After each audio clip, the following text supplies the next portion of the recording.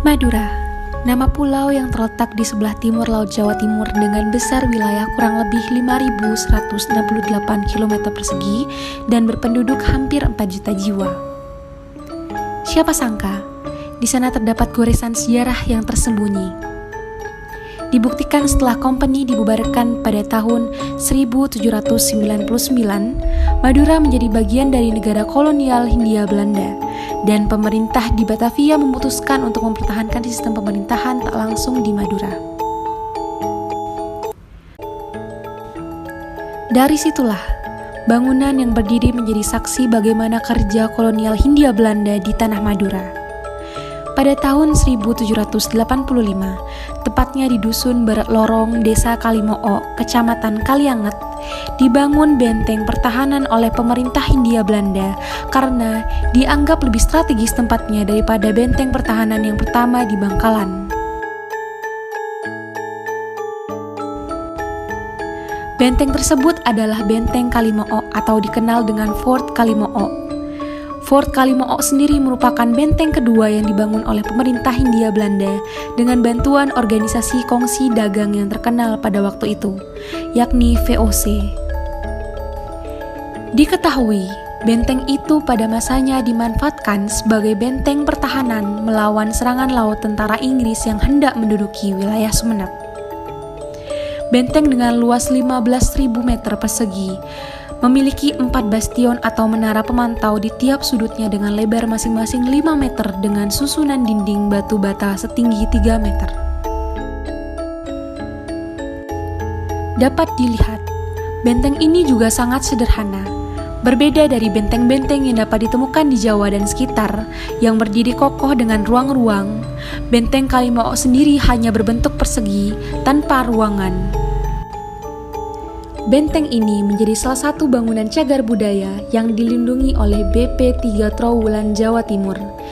Namun, dikelola oleh Dinas Peternakan sejak tahun 1998. Menariknya, terdapat cerita dari para orang tua terdahulu yang diturunkan dari mulut ke mulut. Di mana dulunya, setelah Pangeran Diponegoro dari Yogyakarta ditangkap di Magelang pada tahun 1830, ia ditahan untuk beberapa waktu di Batavia. Sultan Abdurrahman dari Sumenep pergi ke Batavia dan meminta Gubernur Jenderal Belanda waktu itu, Johannes van de Bos, untuk mengembalikan Pangeran Diponegoro ke Benteng Kalimoo di Kalianget. Setelah Pangeran Diponegoro sampai di Benteng Kalimoo, seorang napi di sana bernama Jiddin dari Desa Giring di Kecamatan Manding menggantikannya. Jiddin adalah pencuri yang sangat licik dan dia mampu untuk menyamar sebagai pangeran.